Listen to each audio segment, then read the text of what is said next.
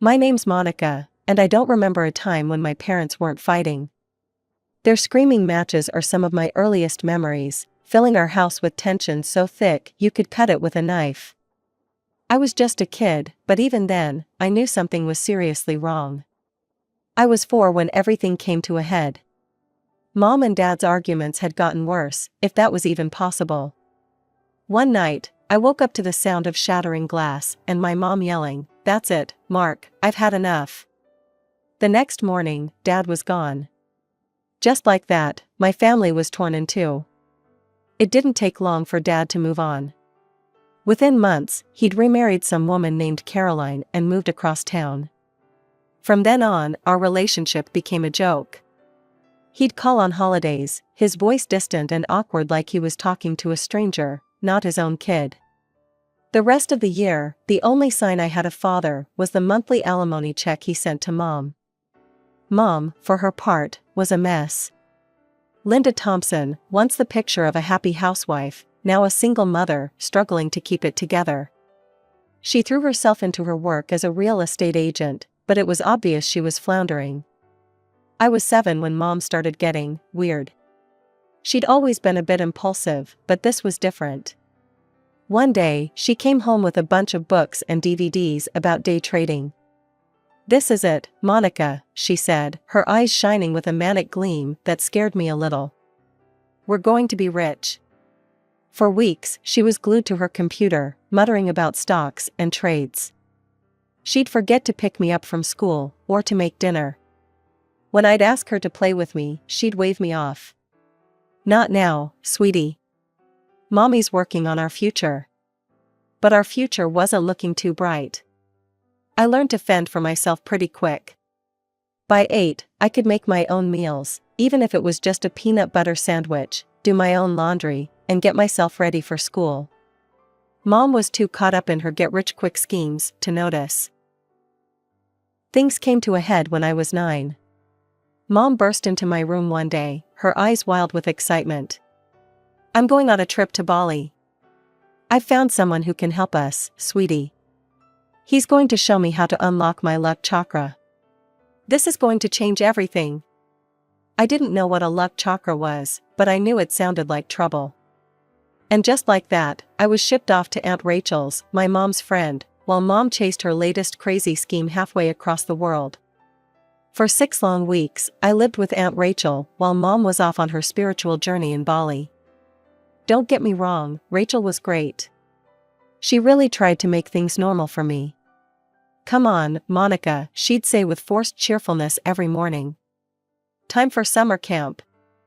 I'd drag myself out of bed, pretending to be excited about another day of crafts and organized fun while my mind was miles away, wondering what the hell Mom was doing on the other side of the world. Weekends with Rachel were better. We'd go to the zoo or the beach, and for a few hours, I could almost forget the mess my life had become. But then I'd catch her looking at me with pity in her eyes, and reality would come crashing back. When Mom finally came back, it was like she was a whole new person. Her eyes were bright, her smile wide, and she couldn't stop talking about positive thinking and manifesting wealth. "Monica, sweetie, our lives are about to change," she said, pulling me into a hug that smelled of incense and something else I couldn't quite place. "I've unlocked my true potential. You'll see." It started small. A lottery ticket here, a scratch card there. Mom would come home giddy with excitement over a $20 win, treating me to pizza and new clothes like we were millionaires. "See, Monica? The universe is rewarding us," she'd say, waving the ticket in the air like it was made of gold. I should have known it was too good to be true. Soon, the small bets weren't enough. That's when the casino trip started. The first time she went, she came home at dawn, reeking of cigarettes and cheap perfume, but grinning from ear to ear. "I won $500, she exclaimed, throwing a wad of cash on the kitchen table. "This is just the beginning, honey. Soon, we'll be living in a mansion." I forced a smile, but my stomach was in knots. Something told me this wasn't going to end well. As the weeks went by, Mom's trips to the casino became more frequent. Sometimes she'd win, coming home in a whirlwind of manic energy, talking a mile a minute about her system and how she'd cracked the code. But more often, she'd slink in quietly, her eyes red and puffy, smelling of booze and defeat. The good days were getting rarer, and the bad days, well, they were getting a lot worse. One weekend, Mom disappeared for 2 whole days. She left me with a stack of frozen dinners and a stern warning. "Remember, Monica, this is our little secret," she said, her eyes hard. "If anyone asks, I'm not feeling well and I'm resting in my room. Got it?" When she finally came home Sunday night, she looked like hell. Her clothes were rumpled, her hair a mess, and she couldn't even look me in the eye. "Mommy just had a bit of bad luck.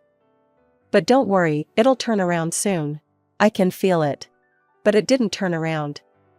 The trips got longer, the losses bigger. I started dreading the sound of her key in the lock in the early hours of the morning. A quiet entry meant a good night at the tables. A slam meant losses, and those were happening more and more often. Grandma Elizabeth was like a breath of fresh air in the suffocating mess my life had become. She lived in the next state over, but she made a point of visiting every few months. Those visits became my lifeline, a glimpse of normalcy in the chaos. But they were also incredibly stressful. The minute we got word that Grandma was coming, Mom would go into full-on panic mode. "Monica," she'd yell, already pulling out cleaning supplies. "We need to get this place in shape. Your grandmother can't see it like this." And so began the frenzied cleaning sprees. We'd spend days scrubbing, dusting, and hiding evidence of Mom's hobby. Dirty dishes that had been piling up for weeks suddenly vanished. The overflowing ashtrays were emptied, and the lingering smell of stale smoke was masked with air freshener. But the worst part wasn't the cleaning, but the lying. "Now remember," Mom would coach me, her eyes hard and serious, "everything's great. I'm doing well at work, and we're very happy. Got it?" When Grandma Elizabeth would finally arrive, I'd plaster on a fake smile and pretend everything was just peachy. But inside, I was screaming. I wanted so badly to tell her the truth, to beg her to take me away from all this. But I couldn't. I couldn't betray Mom like that. Grandma Elizabeth didn't know that the money she kept sending us, money meant for my care and education, was going straight into the casinos. Mom would cash the checks and be out the door before the ink was dry, chasing that elusive big win that would solve all our problems. As I got older, it became harder to ignore the reality of our situation. There were days when the fridge stood empty, and I'd have to ration my school lunches to make them last through dinner. On my 12th birthday, Grandma Elizabeth made a gesture that would change everything. She came to visit, bringing with her a shiny new smartphone, the kind all the cool kids at school had. "Happy birthday, sweetheart," she said, handing me the gift-wrapped box. "Linda, I've got something for you too. I've opened a college fund for Monica. It's in your name since she's still a minor, but it's for her future. Just promise me you'll use it wisely." Mom nodded, tears in her eyes. "I swear, Elizabeth. I'll never touch that money for anything else. Monica's future means everything to me." As I hugged my grandmother goodbye later that day, I felt a glimmer of hope. Maybe this was the turning point. Maybe now, with my future secure, Mom would finally get the help she needed. At first everything was fine. Mom started going to Gamblers Anonymous meetings, picked up some real estate clients again. I threw myself into my studies, daring to dream about college and a future free from the chaos of the past few years. But like all the times before, Mom's resolve didn't last. Within months, she was back to her old habits. The excuses started small. "I'm just too tired for the meeting tonight, honey. I'll go next week." But next week never came. Soon, she was disappearing for days at a time again, leaving me to fend for myself. I was 13 now, and I'd become scarily good at being the adult in our household. I could forge Mom's signature perfectly on school documents, a skill born from necessity rather than rebellion. I even taught myself to cook, whipping up simple meals from whatever I could scrounge up in our perpetually bare pantry. Anything to keep my stomach from growling during class. As I entered high school, I withdrew more and more, Making friends felt impossible. How could I invite anyone over when I never knew what state the house, or mom, would be in? The few times I tried to open up, I was met with blank stares or awkward silence. No one could understand what my life was really like. By 16, I was desperate for some control over my life. That's when I decided to get a job. The local coffee shop was hiring, and to my surprise, the manager hired me on the spot. That coffee shop became my sanctuary. For a few hours each day, I could pretend to be normal. Just another teen working her first job, not the daughter of a gambling addict, barely keeping her head above water. And the money, well, it wasn't much, but it was mine. But reality has a way of shattering even the most carefully constructed illusions. One night, after a late shift at the coffee shop, I came home to find the front door unlocked. Alarm bells went off in my head immediately. Mom might be irresponsible, but she always locked the door. The house was a disaster. Clothes strewn everywhere, dishes piled in the sink, and in smell I couldn't quite place hanging in the air. Then I heard it, muffled sobs coming from the living room. I found Mom sprawled on the floor, an empty wine bottle clutched to her chest like a lifeline. She was on the phone, her words slurred and barely coherent. "I've lost everything," she was saying, her voice breaking. "Just one more chance. I know I can turn it around with one big win." My blood ran cold. I knew, with a certainty that made me sick to my stomach, what she was talking about. I waited until Mom passed out, snoring on the living room floor, before I made my move. With shaking hands, I opened her laptop. It took me a few tries to find the right banking app and guess the password. But when I did, the truth hit me like a punch to the gut. The account was empty. Completely drained. Years of saving, Grandma's generous gift, my entire future, gone. I stormed into the living room where Mom was still passed out. I shook her awake, my hands trembling with rage. "Mom, wake up. We need to talk about the money." She blinked at me, confusion and pain etched across her face. "What? Monica, what are you talking about?" "The college fund, Mom. The one Grandma set up for me. The one you swore you'd never touch. It's gone." For a moment, she just stared at me. Then she tried to deny it, her voice weak and unconvincing. No, you must be mistaken. I would never." But as I laid out the evidence, the empty account, the late-night phone call I'd overheard, her denials crumbled. In their place came the accusations.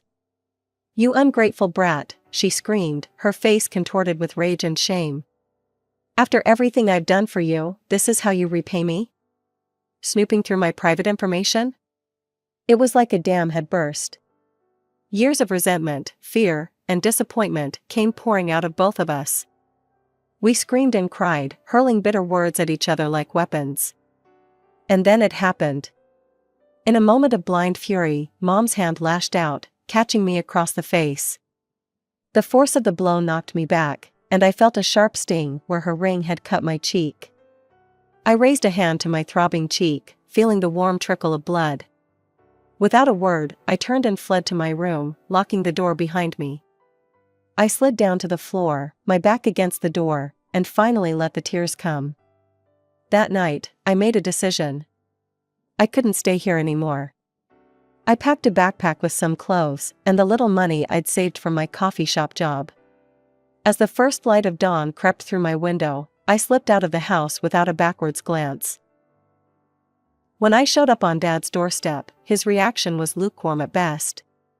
He invited me in awkwardly, shooting apologetic glances at Caroline, his wife, who didn't even try to hide her annoyance at my presence.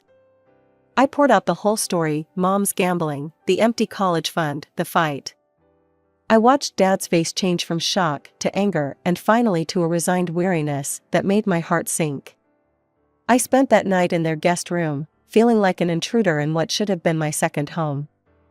As I lay there, staring at the unfamiliar ceiling, I realized I'd been foolish to hope for rescue. My suspicions were confirmed the next evening when I overheard Dad on the phone with Mom. You need to come get her, Linda, he hissed, his voice low but clear through the thin walls. This isn't my problem. I'd been paying child support for years, that should have been more than enough to cover her education. I crept back to the guest room, my heart heavy with the final death of a hope I hadn't even realized I'd been clinging to. As I sat on the edge of the bed, I knew one thing for certain: I couldn't stay here. The next morning, I sat on the bus, my backpack clutched to my chest, watching the miles tick by. I was headed to Grandma Elizabeth's house in the next state over. It was a long shot, but it was the only shot I had left. My stomach churned with anxiety. What if Grandma turned me away too? What if Mom had already gotten to her with lies and excuses? I'd been let down so many times before, I wasn't sure I could handle another rejection. When I finally arrived at Grandma Elizabeth's house, my heart was pounding so hard I thought it might burst out of my chest. I stood on her porch for what felt like hours, trying to work up the courage to knock. But I needn't have worried. The moment Grandma opened the door and saw me standing there, her face went from shocked to concerned to fiercely protective in the span of seconds. "Monica, sweetheart, what are you doing here? Are you all right?" Before I knew it, I was wrapped in her arms, sobbing out the whole miserable story. The gambling, the lies, the empty college fund, the fight with Mom, Dad's rejection, all of it came pouring out in a flood of tears and broken words.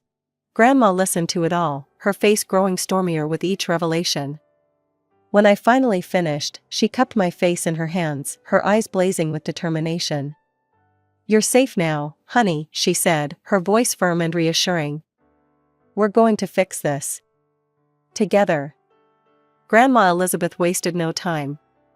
She called her friend who was a lawyer, discussing terms like paternal rights and gambling that made my head spin.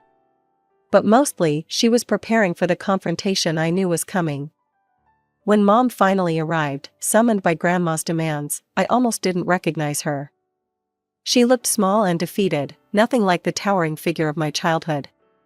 But the moment she opened her mouth, I realized some things hadn't changed at all. "Elizabeth, thank goodness you called," Mom said, her voice dripping with fake concern. "I've been so worried about Monica. She's been acting out, telling wild stories. I just don't know what to do with her anymore.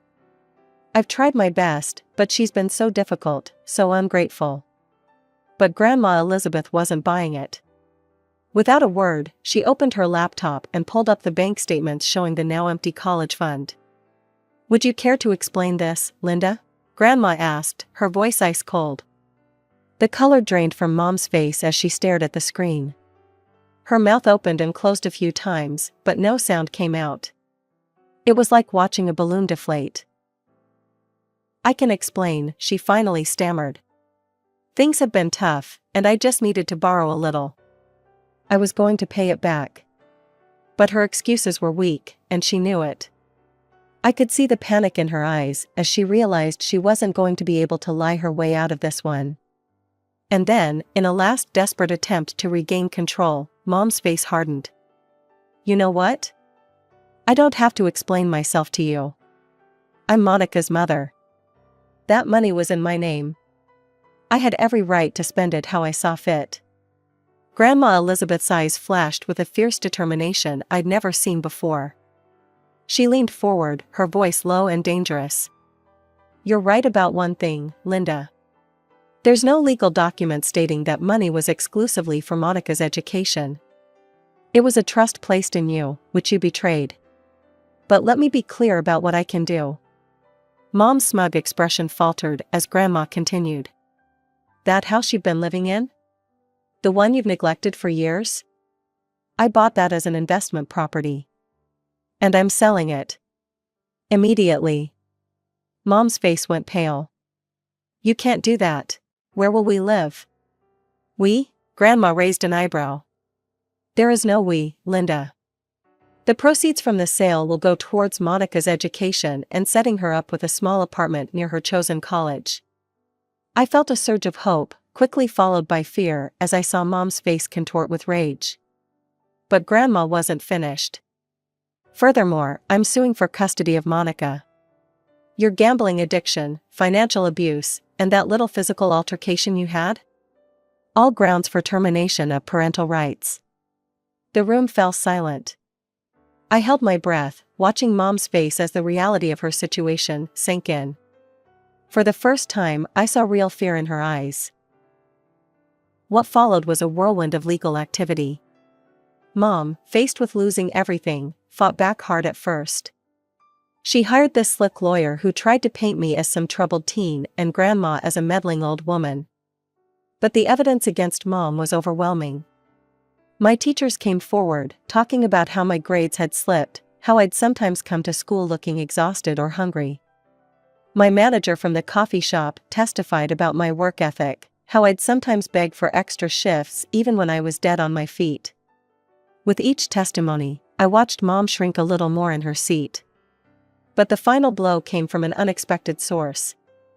Mom's sponsor from Gamblers Anonymous broke the code of anonymity to testify.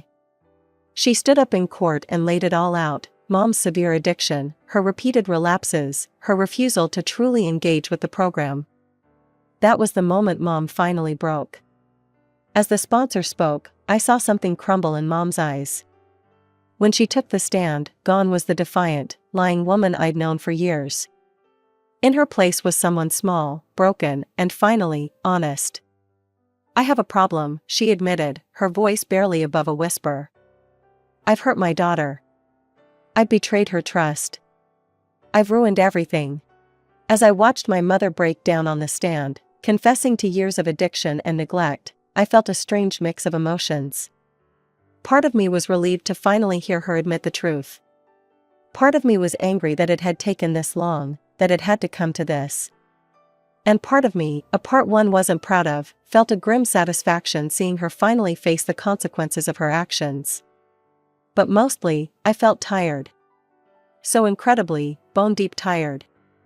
As Mom's sobs echoed through the courtroom, I closed my eyes, hoping that somehow, some way, this nightmare was finally coming to an end. The judge's gavel came down with a finality that echoed through the courtroom.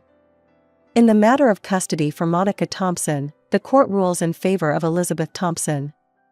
Linda Thompson's parental rights are hereby terminated. Dad was given a chance to step up, to fight for custody, but he didn't even show up to the hearing. His lawyer simply stated that Mark Thompson would not be contesting Elizabeth's guardianship. Just like that, both my parents had washed their hands of me. True to her word, Grandma Elizabeth sold Mom's house. She combined the proceeds with her own savings to set up a new trust fund for my education. This time, it was ironclad: the money could only be used for tuition, books, and other school-related expenses. No one, not even Elizabeth herself, could touch it for anything else. As my high school graduation approached, Grandma and I spent our weekends getting ready for my next big step. She'd bought me a small apartment near the college I'd chosen, and we had fun picking out furniture and decorating it. As we worked, we talked about my plans for the future. I'd decided to major in social work, with a minor in psychology. After everything I'd been through, I wanted to help other kids who were struggling. But even as I settled into my new life, I couldn't shake the conflicting emotions that churned inside me. I was relieved to finally have stability, to know where my next meal was coming from and not have to worry about keeping the lights on. But I also felt guilty. What would happen to Mom now? And as much as I tried to push it down, I was angry.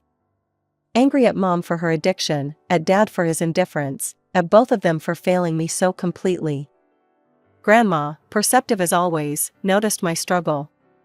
"Honey," she said gently one day, "I think it might be good for you to talk to someone. A professional, I mean. Someone who can help you process everything that's happened." It wasn't easy. Dredging up old memories, confronting feelings I'd tried so hard to bury, some days I left my sessions feeling wrung out and raw. But slowly, I started to heal. I learned that it was okay to be angry, to be sad, to grieve for the childhood I never had. I learned that my parents' failures weren't my fault, and that I didn't owe them my forgiveness until I was ready to give it, if ever. As I packed up my things, ready to move into my new apartment and start my college journey, I made a difficult decision. I wasn't going to reach out to mom or dad. Not yet, maybe not for a long time. I needed to focus on myself, on building the life I wanted, free from their chaos and disappointment. As we drove towards my new apartment, towards my new life, I felt a weight lift off my shoulders. The road ahead wouldn't be easy, I knew that. There would be tough days, days when the old pain and anger would resurface. But for the first time in as long as I could remember, I felt hope. Real, genuine hope for my future. I was Monica Thompson. I was a survivor. And now, finally, I had the chance to become so much more.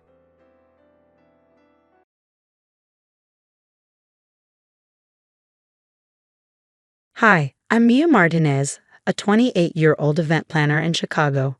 And let me tell you, this story is going to make your jaw drop. Mia, this is it, Mom exclaimed, her voice trembling as I stepped out in the fourth dress of the day. The tears in her eyes told me everything. The strapless silk gown hugged my curves perfectly, with delicate pearl beading shimmering under the boutique's lights. You really think James will love it? I asked, turning to face her. Honey, he'd marry you in a trash bag, Mom said with a warm smile, before adding with a sigh. But Barbara. Her face darkened. Don't even start, I groaned. She's already driving me insane with her helpful suggestions. I mimicked my future mother-in-law's haughty tone. Oh, darling, surely you don't want roses. They're so common. You haven't told her about dress shopping, have you? Mom asked, narrowing her eyes.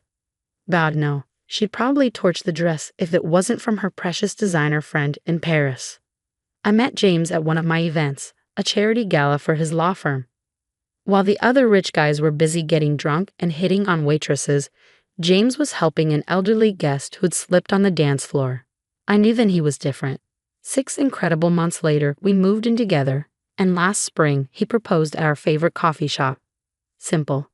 Sweet. Perfect. But Barbara, she was anything but simple. Girl, the Wilson estate is insane. My assistant, Katie, gushed over lunch. Did you see their fountain? It's bigger than my entire apartment. Yeah, well, I'd get married in a McDonald's parking lot if it meant Barbara would back off, I muttered. My phone buzzed. Another text from her. Barbara, surprise.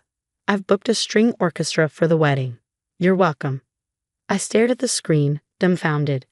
James's college band was supposed to play. At dinner that night, Barbara dropped another bombshell. I've revised the seating chart, she announced. We'll put Amelia at a table near the kitchen entrance. More? Appropriate, don't you think? Appropriate? I blurted, my fork clattering against the plate. Mom's just trying to help with logistics, James said, touching my arm. But I noticed my mom tense every time Barbara walked into a room. One night, I found her crying over an old photo album. Mom, what's going on with you and Barbara? She slammed the album shut. Some doors are better left closed, baby. And then there was Lucy, James's sister. Sweet smiles in public. But I caught her whispering with Barbara too many times. We can't let her find out about him, I overheard Lucy hiss. Everything would be ruined.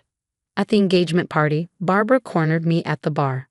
Your mother worked in Lake Forest years ago, didn't she? Around the time of that unfortunate incident. My mom bolted from the room, and I found her chain smoking in the garden, a habit she'd given up years ago. Mom, what is going on? Not here, Mia, she said, trembling. I confronted James that night. Don't you think it's weird how your mom is so obsessed with my mom's past? And why is she being so controlling of the guest list? You're overthinking it, he said dismissively. She just wants everything to be perfect. But whose version of perfect? And why the extra security at a family wedding? My event planner instincts were screaming that something was off. A few days later, while unpacking in our new apartment, my mom picked up a photo from the engagement party. Who's this man behind Barbara? Some family friend, I said. She's been oddly insistent about him attending all our events. Why? Mom's face went pale. She fumbled in her purse and pulled out an old newspaper clipping. Because I've seen him before. His name is William. He embezzled $50,000 from my business 7 years ago. What? He vanished before we could press charges. The police said someone paid off his debts. My phone buzzed. Lucy. Hey sis, Mom wants us all over for dinner tonight. She's got a big announcement about the wedding. That evening, Barbara was practically glowing. "I've added a special segment to the reception program," she said. "A family reunion of sorts." "What do you mean?" James asked. Barbara smiled, her eyes gleaming. "Oh, it's not my place to say. Just trust me, darling." Later that night, I overheard Barbara and Lucy talking in the study. "William is so excited. Mom, after 30 years, you're finally acknowledging him," Lucy said, her voice barely above a whisper. "Keep your voice down," Barbara snapped. "No one can know he's my son, not until the wedding, especially not that nosy Mia." My heart stopped. William was Barbara's secret son and my mom's former employee who had stolen from her years ago. I couldn't let it go. Digging deeper, I unearthed court records. William had multiple fraud charges, all mysteriously dropped. Bank statements revealed Barbara had been funneling money from the family business to an offshore account. The pieces were falling into place. "James, we need to talk about your mom," I said the next night. "Can it wait? I'm swamped with this case about missing trust fund money," he replied, looking exhausted. "That's just it. I found something about Barbara and your family's money," James groaned. "Not this again. You're being paranoid." "She's been stealing from your dad's company, James. I have proof. And she's been sending money to her secret son, William." "Her what?" His face hardened. "This is ridiculous." He stormed out before I could explain. An hour later, Lucy showed up at my door. "You need to back off, Mia. Stop digging into family business." "Or what?" I asked, crossing my arms. "Or your mom's little tax problem might find its way to the IRS. Are you threatening me?" "Just delivering a message. Drop it or things will get ugly," Lucy hissed before leaving. Shaking, I called my mom. "They're blackmailing me. Barbara's planning something big at the wedding." "I found more photos," Mom said, her voice grim. "William isn't just Barbara's son. He's been running scams with her for years. That money he stole from me, it's probably sitting in her offshore accounts." "Why wait until the wedding to announce him?" I asked. "Think about it, Mia. What better way to legitimize her criminal son than introducing him at a high society event? Once he's publicly accepted as a Wilson, no one will question where his money comes from." The morning of the wedding, Barbara barged into my bridal suite. "I've arranged for William to sit at the main table," she announced. "Funny, I don't remember approving that," I replied coldly. "It's non-negotiable," she said, her tone saccharine. "This is a very special day for all of us." Before I could respond, my mom stormed in. "Get out, Barbara." "Still bitter about your little financial troubles, Amelia?" Barbara sneered. "Water under the bridge. You're not ruining my daughter's wedding with your criminal spawn," Mom shot back. "Criminal? I have no idea what you mean. Like you didn't know he stole from my business. Like you haven't been funding his scams for years." The door flew open and Lucy rushed in, panicked. "Mom, William is here, but there's a problem. Some guy is asking questions about him. Says he's from the FBI. Barbara's face went pale. "Handle it," she hissed. "I'm not letting anything stop this announcement." "What announcement?" James appeared in the doorway, his expression suspicious. "Nothing, darling.